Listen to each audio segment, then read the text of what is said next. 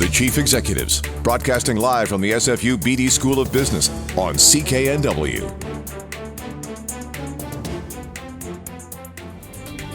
And thank you for being here. My pleasure. Thanks for having me. I want to find out about Global Relay at some point in the hour. But the purpose of this series really has been to find out about the people who create businesses, people who develop leadership skills and lead groups of people. So let me just ask you, first of all, what was your first job? My first job? Yeah. I think I'd describe myself as a lifelong entrepreneur. So my first job was running a business.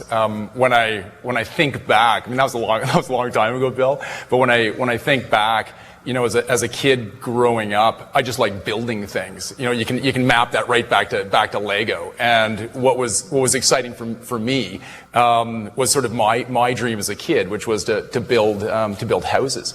And I spent a lot of time in high school out at construction sites. And let's face it, you're a 14 to 18-year-old poking around a construction site, waiting for someone to pay attention to you and come out and show you what they were doing.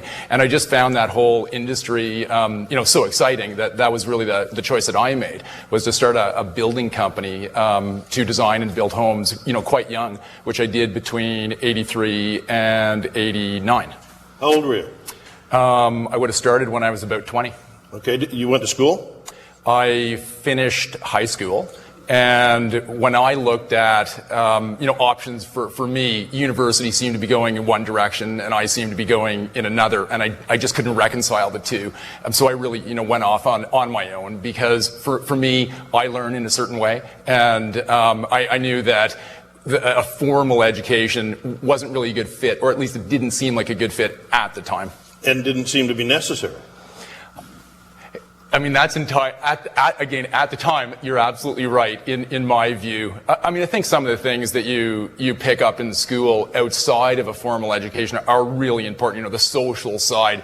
Because if you start a business when you're 20, as a lot of entrepreneurs do, you do lack a certain amount of maturity that just comes with age. So you go through a huge learning curve. I don't think you can say, one form of an education is necessarily any better or worse than another. That was just what I chose because it suited my personality. The reason I mention it is Jim Treliving was a guest on the show, the fellow who now owns Boston Pizza. He started by buying one with a partner. And I asked him about that, and he said, well, I didn't go to university, I didn't go to business school, but I've told my kids I'm paying for their education wherever they choose to go, and if they are successful, if they graduate, I'll pay their way home. I think everybody would agree with that. It's an opportunity you shouldn't miss out on, especially today, because we're living in a complicated world, and having a fundamental education is, I think, really important to a good future. Did you have what we would call a mentor? I've never had a mentor, but I've taken the opportunity to learn from everybody. In our business, we service a lot of sophisticated companies, and I've kind of distilled my pitch, my learning pitch down to a very simple phrase: what do you do? How do you make money? And the explanation that comes back from entrepreneurs that are out running, hedge funds and broker dealers are really quite amazing, because that's in my opinion anyway, the best question you can ask anybody. You started off building houses. How did you go from building houses to Global Relay? It's a good question. You'd think there wouldn't be a relationship, but between, and this was back in Ontario, so between 83 and 89, it was really a focus solely on building. And you obviously learn a lot. You learn a lot about people. You learn a lot about business. In 89, Ontario had quite a significant recession, and we just got to the point in our business where we couldn't make ends meet.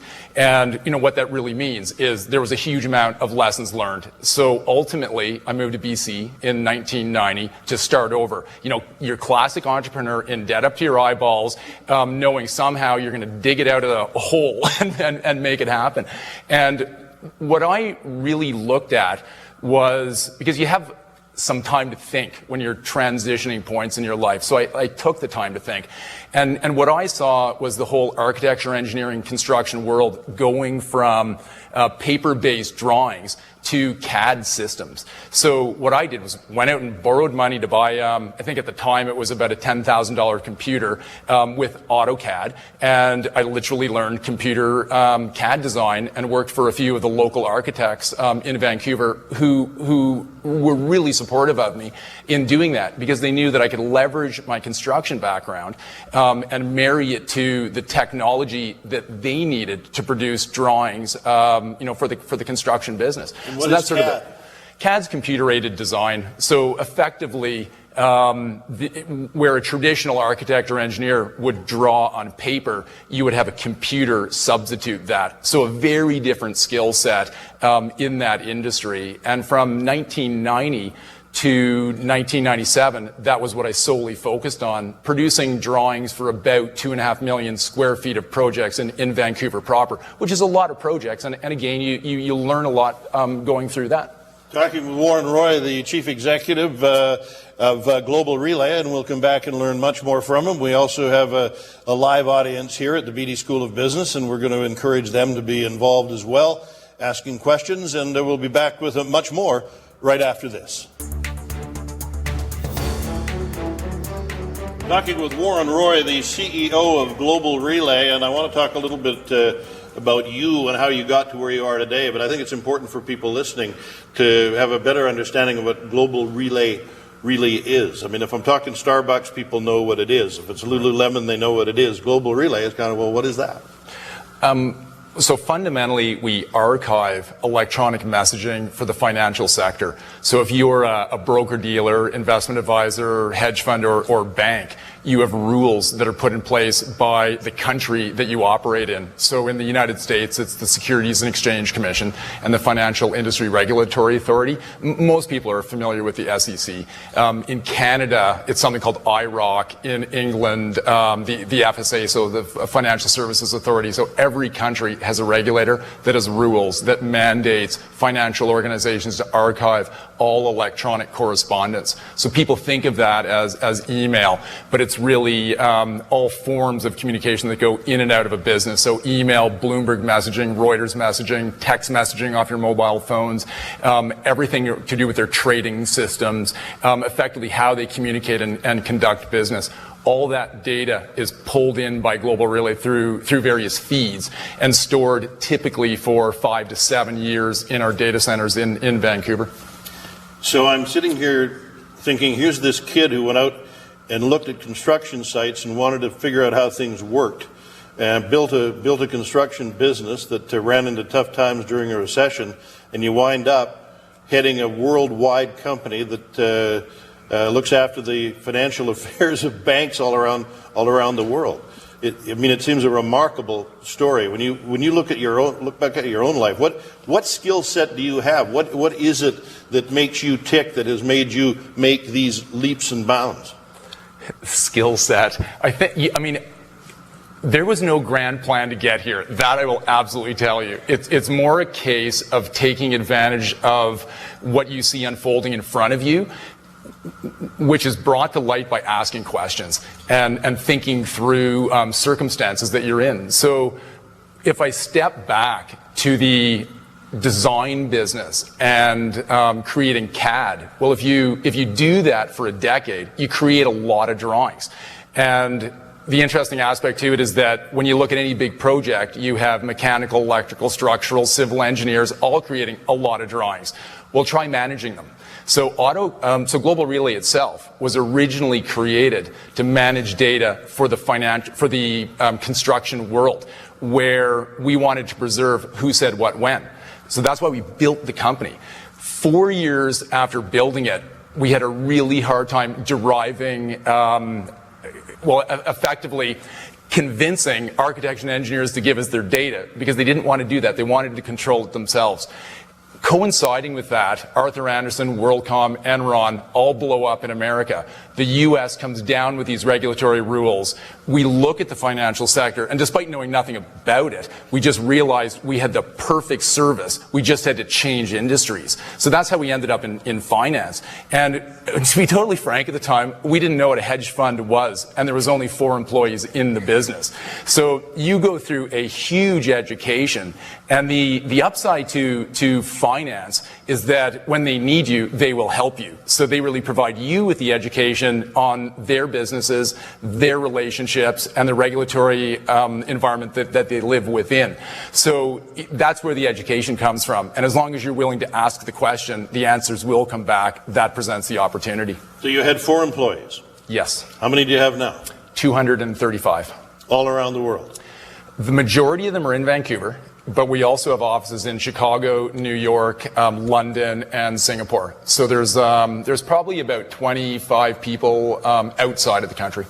Those inside or outside, who are you looking for? What kind of people do you want? It really depends on the role. So if you look at a technology business, you have a great deal of roles. You have the sales teams, you have the product management teams, the project management teams, you have the software development groups, you have the QA teams that do quality control.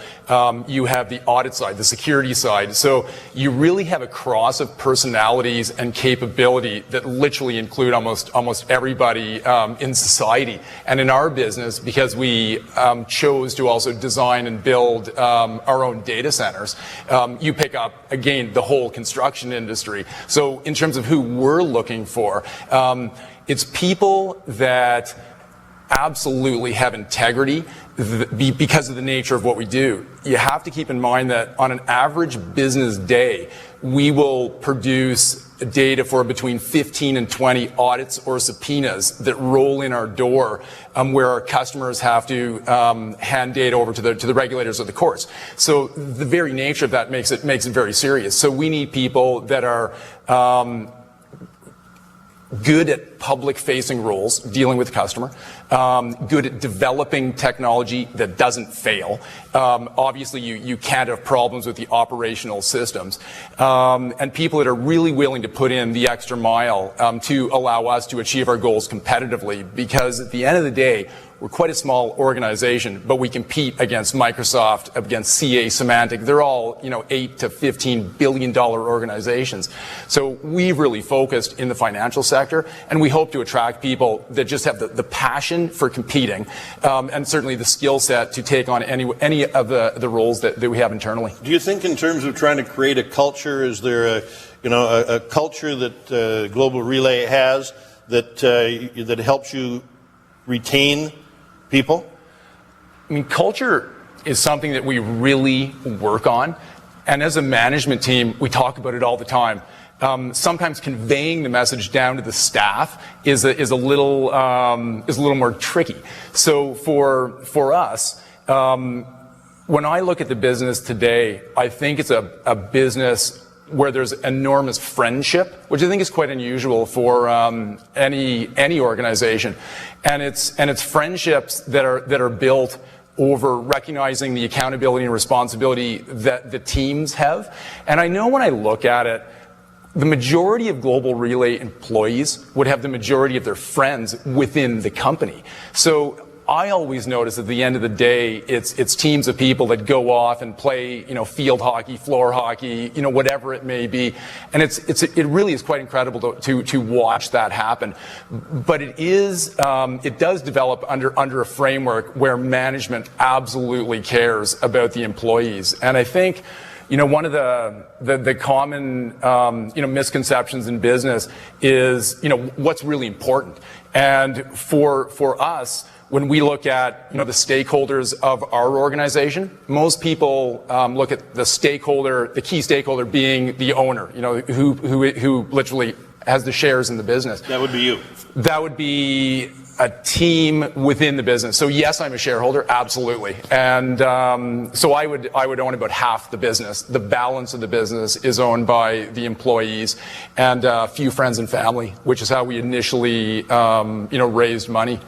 And when we look at how we value people, the biggest stakeholder in the business is the employee, and the single most important thing, because without them, you won't achieve your goals. The second biggest stakeholder is the customer, and everybody has to recognize that. The third is management, and the last is the shareholder. So looking at business from that perspective, I think is the healthiest thing for the shareholder, despite the fact that you put them last in the priorities and decision making. How old would your average employee be? They vary a lot. The average employee is probably 25. So we would have a spectrum between their 20s right up to the 50s. So most of our senior management team, which would comprise about a dozen people, would be in their early 40s. And then it starts getting quite a bit younger after that. Warren Roy will talk much more when we come back after the news headlines next. And I'm Bill Good with Warren Roy, the CEO of Global Relay. We're at the BD School of Business at Simon Fraser University's downtown campus. This is the first in a new round of our Chief Executive Series, and I'm going to ask a gentleman at the microphone here live this morning to ask a question of Warren. Thanks, Bill. Hi, my name's Matt Henderson. I'm a business development executive with a global accounting firm. And so, Warren, I certainly understand what you're talking about when you speak about what happened with Sarbanes-Oxley and Enron and Henderson about 10 years ago and the compliance opportunity that represented. And given my background in business development, I'd be curious to know how you went from in the construction industry as a very small firm to the financial industry and grew your business, given I'm assuming you didn't have any relationships, you didn't know anything about the industry. Was it a question of cold calling? Was it a question of emails, websites? Was it a combination thereof? How did you develop your business in the financial services sector? Sure, that's a great question. There was a number of things that unfolded at the same time. When the rules first came down from the SEC, requiring the financial sector to archive their data, we made a phone call to the regulator, spoke with, so at the time it was the NASD, the National Association of Securities Dealers, and we spoke to a very senior person by the name of Mark Volz that was responsible for oversight for the broker-dealers. And we literally said, hi Mark, we're a small Vancouver technology company, 4 employees. We developed fundamental technology for archiving, and we think it applies to the financial sector. Would you be willing to help us out? And that might seem like an odd call, to a regulator, but he ended up being just an exceptional individual who I still know today. And he really walked us through what the rules meant. And it fell into 2 categories. Supervision, which requires flagging of information as it comes into our archive. That was a component we didn't have. So he helped us understand what it would look like, and we spent about 6 months developing it. And the other side of it was really helping explain the industry, who the regulator was, what the roles were, why they needed vendors like Global Relay. Because at the time, there wasn't really any competition. It was what's classically called, green field. So we ended up putting, I have to think back to this, we ended up putting an ad on Google, and I think we paid 25 cents a click at the time for NASD archiving.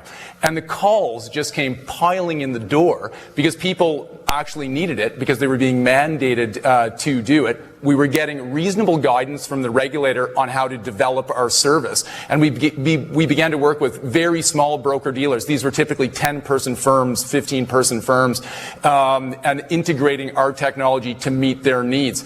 Those organizations will also equally take the time to explain their businesses exactly what the technology, in their opinion, should do. So it really is, multiple things that were going on at the same time. And interestingly enough for us, employee number 4 was Shannon Rogers. And Shannon came from McCarthy's and BLG as a lawyer and took on the role of general counsel. So that put us in a position where we had an individual that had a sufficient level of sophistication that we could deal with large organizations. So it wasn't very long before large organizations began to call. And one of our, big early wins was the Chicago Stock Exchange, just as an example. And ultimately we went down to see them, explained our technology, and they do recognize, all these organizations recognize that you're a very small technology provider, and they are a very large business by comparison. So it's a bit of a gamble for them always. So they're really just looking at you as individuals and saying to themselves, can we trust these guys to continue to develop their service to meet our needs? Keeping in mind, they didn't have a lot of options. So they really took made that bet on us, and we worked with one firm after another and slowly built the business. It's a remarkable story, and we'll be back with more right after this.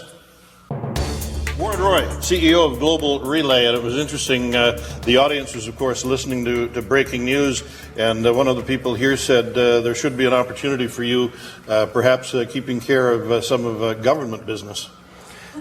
Yeah, it's a great point. So in our organization, we always focused on the U.S. markets and the financial sector.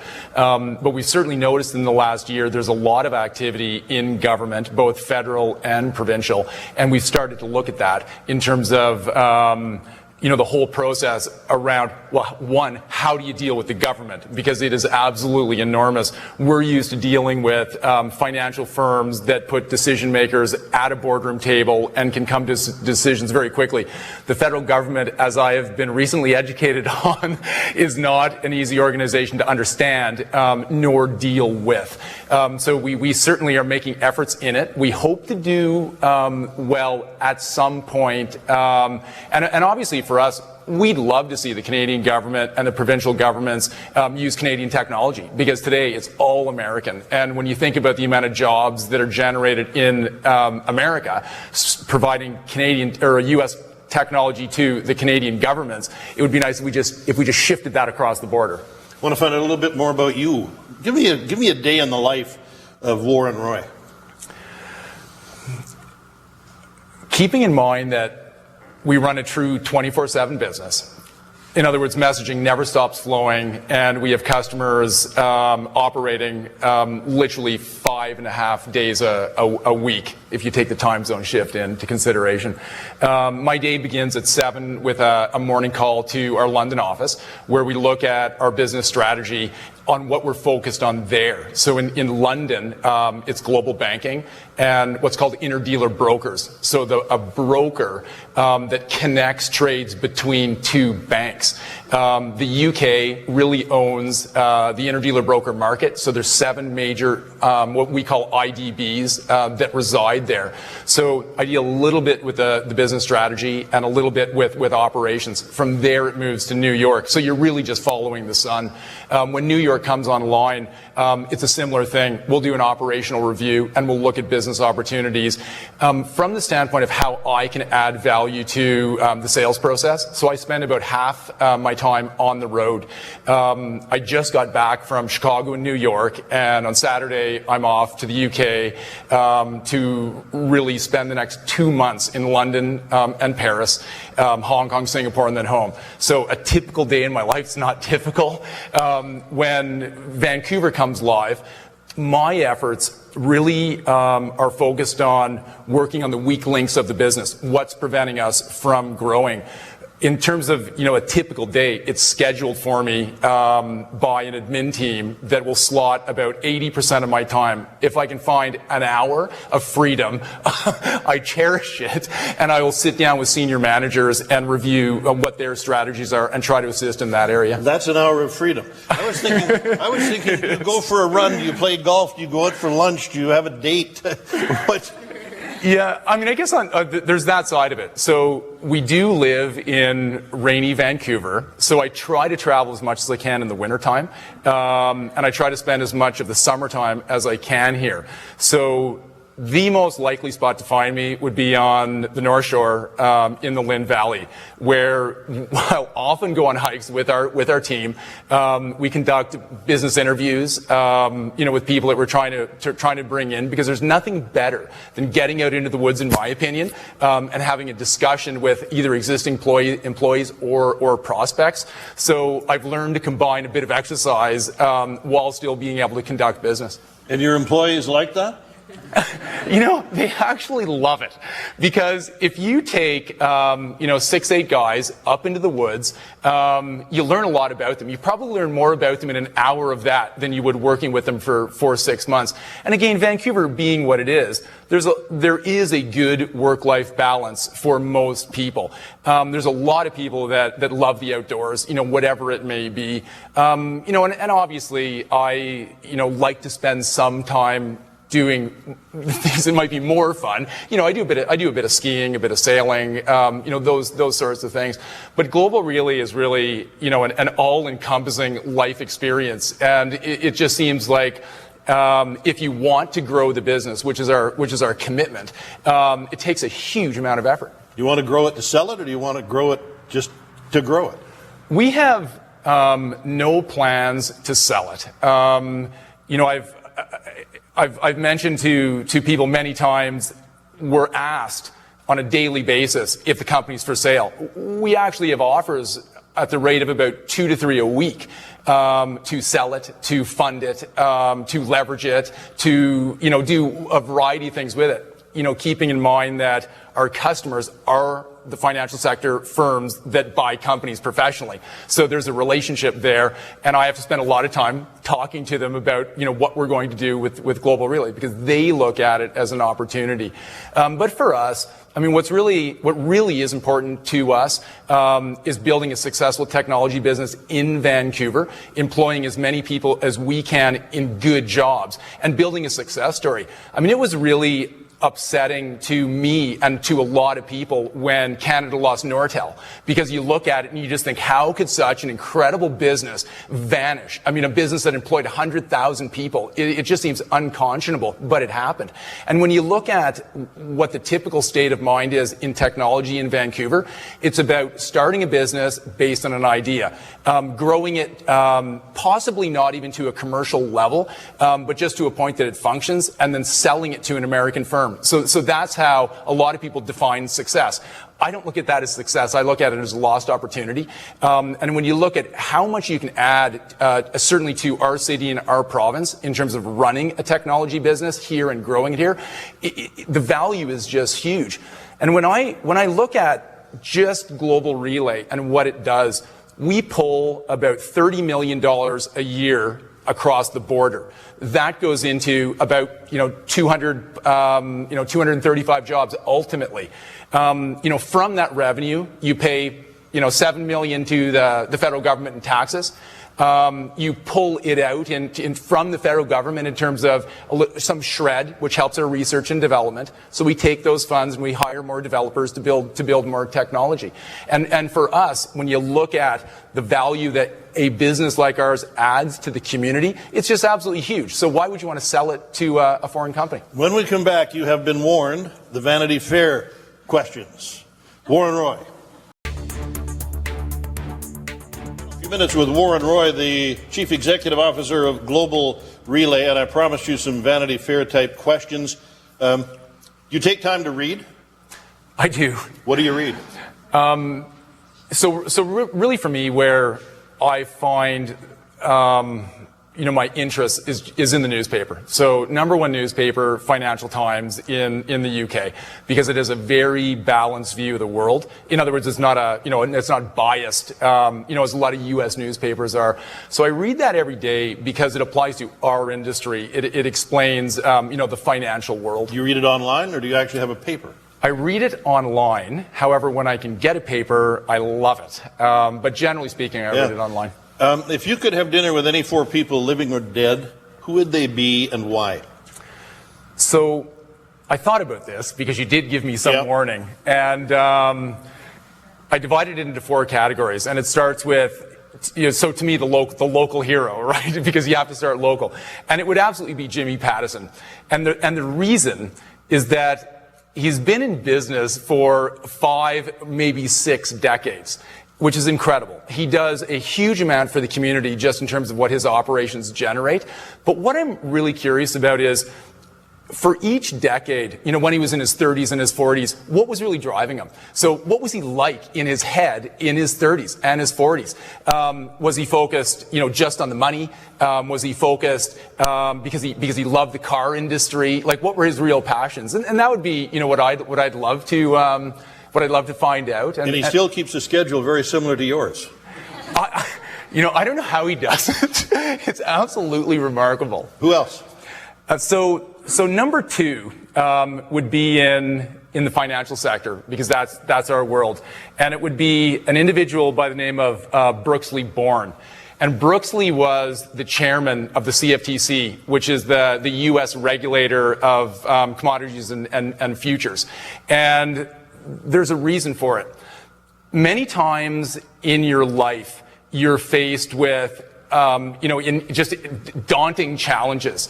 And in 1999, Brooksley stood in front of the U.S. government and very clearly laid out why the U.S. was going to collapse through derivatives trading.